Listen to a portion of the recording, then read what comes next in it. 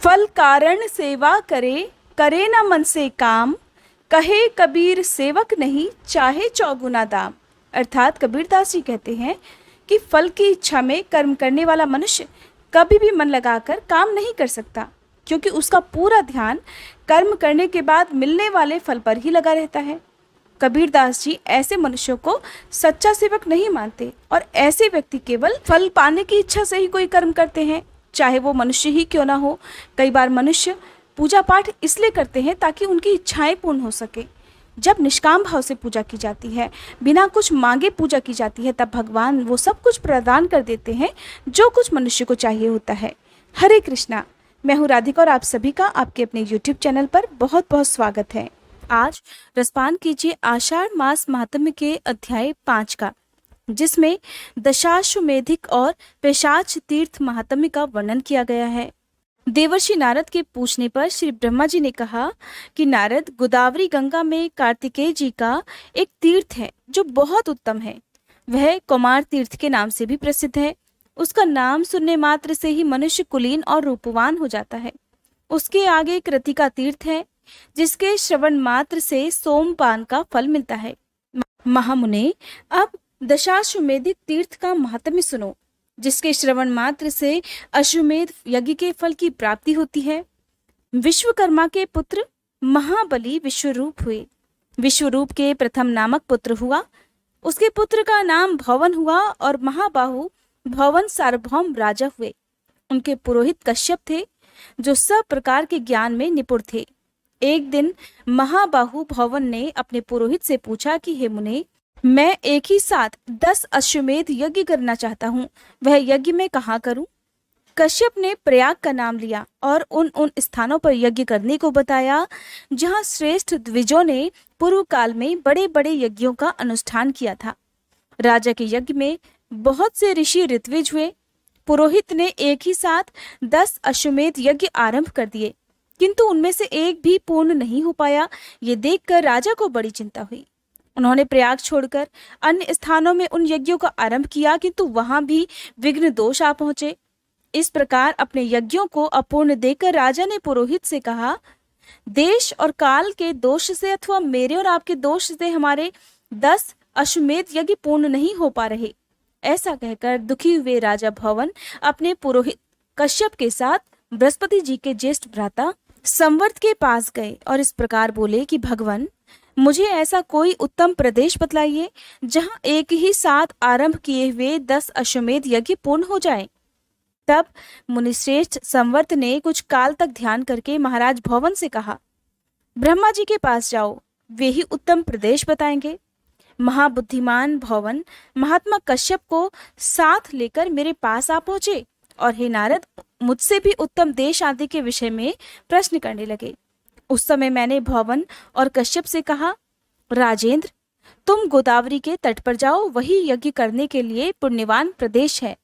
वेदों के पारगामी विद्वान ये महर्षि कश्यप ही श्रेष्ठ गुरु हैं। इनकी कृपा और गौतमी गंगा के प्रसाद से एक ही अश्वमेध से अथवा वहां स्नान करने मात्र से तुम्हारे 10 अश्वमेध यज्ञ सिद्ध हो जाएंगे। ये सुनकर राजा भवन कश्यप जी के साथ गौतमी के तट पर आए और वहां अश्वमेध यज्ञ की दीक्षा ग्रहण की। वह महायज्ञ आरंभ होकर जब पूर्ण हो गया, तब राजा इस पृथ्वी का दान करने को तैयार हुए। उसी समय आकाशवाणी हुई, राजन, तुमने पुरोहित कश्यप जी को पर्वत, वन और काननों सहित पृथ्वी देने की कामना करके सब कुछ दान कर दिया। अब भूमि दान की इच्छा छोड़कर अन्नदान करो, वह महान फल देने वाला है। तीनों लोकों में अन्नदान के समान दूसरा पुण्य कार्य कोई नहीं है। विशेषतः गंगा जी के तट पर श्रद्धा के साथ किए हुए अन्नदान की महिमा अकथनीय है। तुमने जो प्रचुर दक्षिणा से युक्त ये अश्वमेध यज्ञ किया है, इससे तुम कृतार्थ हो गए। अब इस विषय में तुम्हें अन्यथा विचार नहीं करना चाहिए। तिल, गौ, धन, धान्य जो कुछ भी गोदावरी के तट पर दिया जाता है, वह सब अक्षय हो जाता है। ये सुनकर सम्राट भवन ने ब्राह्मणों को बहुत सा अन्नदान किया। तब से वह तीर्थ दशाश्वमेधिक के नाम से विख्यात हो गया। वहां स्नान करने से 10 अश्वमेध यज्ञों का फल प्राप्त हो जाता है। उससे आगे पेशाच तीर्थ है। जो ब्रह्मवादी महर्षियों द्वारा सम्मानित है। वह गोदावरी के दक्षिण तट पर स्थित है। अब नारद, मैं उसका स्वरूप बतलाता हूँ, सुनो। हे मुनिश्रेष्ठ, ब्रह्मगिरि के पार्श्वभाग में अंजन नाम से प्रसिद्ध एक पर्वत है। वहां एक सुंदरी अप्सरा शाप भ्रष्ट होकर उत्पन्न हुई। उसका नाम अंजना था। उसके सभी अंग बहुत सुंदर थे, किंतु मुंह बानरी का था। केसरी नामक श्रेष्ठ वानर अंजना के पति थे। केसरी के एक दूसरी भी स्त्री थी जिसका नाम अद्रिका था। वह भी शाप भ्रष्ट अप्सरा ही थी। उसके भी सभी अंग सुंदर थे, किंतु मुंह बिल्ली के समान था। आद्रिका भी अंजन पर्वत पर ही रहती थी। एक समय केसरी दक्षिण समुद्र के तट पर गए। इसी बीच में महर्षि अगस्त्य अंजन पर्वत पर आए।